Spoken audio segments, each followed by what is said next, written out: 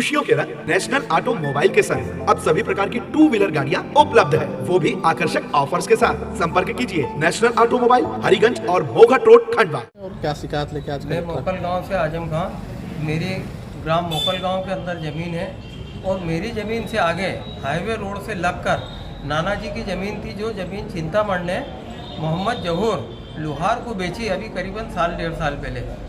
तो हम 50 साल से उस ज़मीन से मैं और दूसरे किसान वहाँ से निकलते चले आ रहे थे, कोई विवाद नहीं था।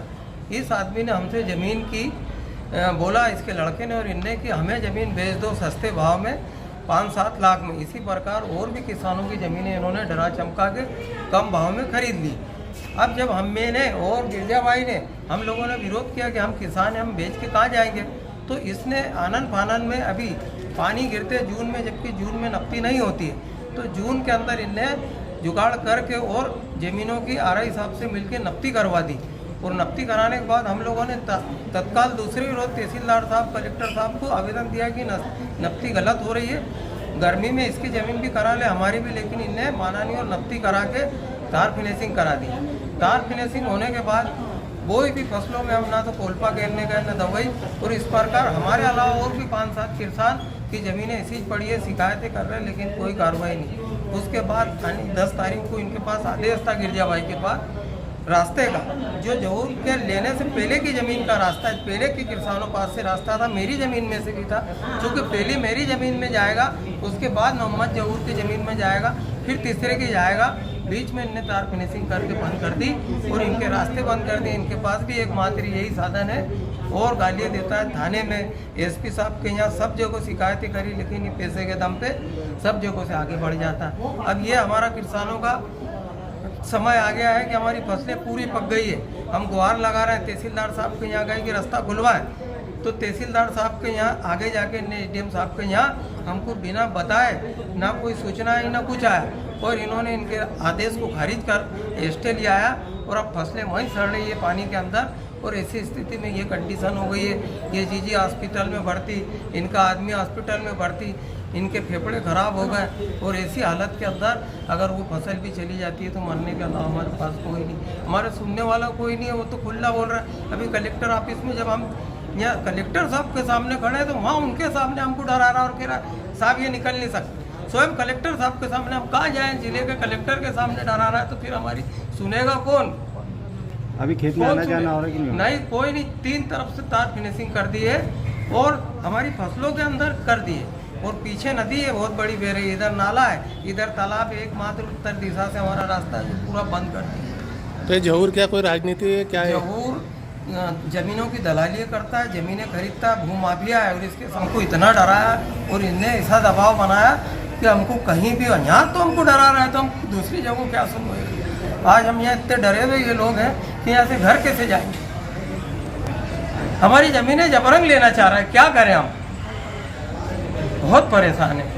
आपसे निवेदन है आपके माध्यम से, जहाँ भी जाए जिनके भी पास, तो वो हमारे को न्याय दिलाने की कृपा करें। हमें इसकी ज़मीन नहीं चाहिए, हमें हमारा जो बरसों का रास्ता सिर्फ वो चाहिए। मसले क्या है? पता नहीं, मोकल गांव से। हाँ, क्या हुआ पूरा बताओ। मोकल गांव से आए हैं, जमीन का रास्ता बंद कर दिया गया है खंडवा के जहूर ने, जहूर लोहार, और धमकी दे रहा है मारने की कि हमको जमीन दे दो और फसलें जो है वो। तो तुमने क्या बेच दिया? उसको क्या है? नहीं बेचा है, फिर क्यों कर रहा है? दूसरे की जमीन दी है, हमारे काका बाबा उनकी, मामा उनकी, और रास्ते हमारे उसी में से थे, तो बरसों के रास्ते हमारे 50 साल की, और उसने आज देने के बाद हमारे रास्ते रोक दिए, तार फेंसिंग चौरन कर दिया। तहसीलदार खंडवा, छेगांव सब सारी कार्रवाई करके परेशान हो चुके हैं, कोई सुन नहीं रहा है। तो भले करके वो गाली दे रहा है कि अबे जाओ बे साले, भले क्या कर लोगे, भला ना कर लोगे। कौन बोल रहा है साहब? ये जहूर मोहम्मद धमकी दे रहा है? धमकी दे रहा है। थाने में रिपोर्ट कर। तो थाने नहीं गए थे आप लोग? थाने भी गए थे, क्या बोल रहे हैं वहाँ? कोई सुनवाई नहीं हो रही, कोई नहीं सुन रहा है। तो कितनी क्या जमीन है तुम्हारी?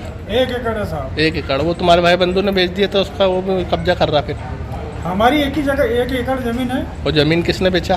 दूसरे हमारे मामा लोगों ने बेची।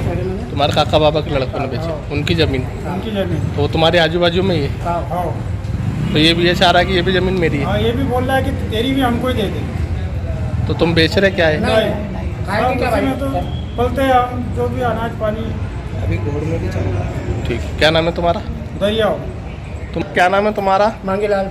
क्या हुआ पूरा बताओ आप। खेत में 3 महीने से सरमायानी और रोकता है, मारने की धमकी देता है इनको, मेरे छोरियों को भी कि तुमको काट दूंगा।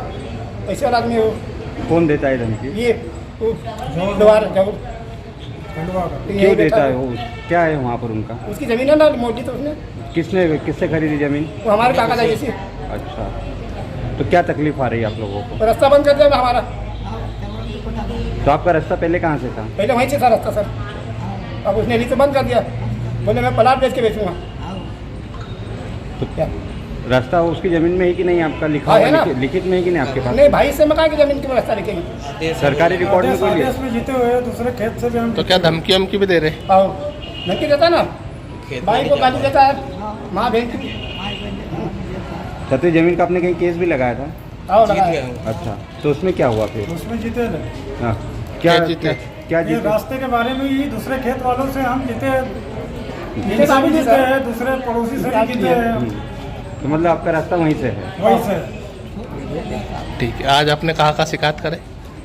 आज हमने कलेक्टर साहब पास भी किया, ये साहब जन सुनवाई में किया। क्या बोले साहब लोग? कुछ बात हुई? बोले करवा देंगे। देखेंगे बाद में देखेंगे।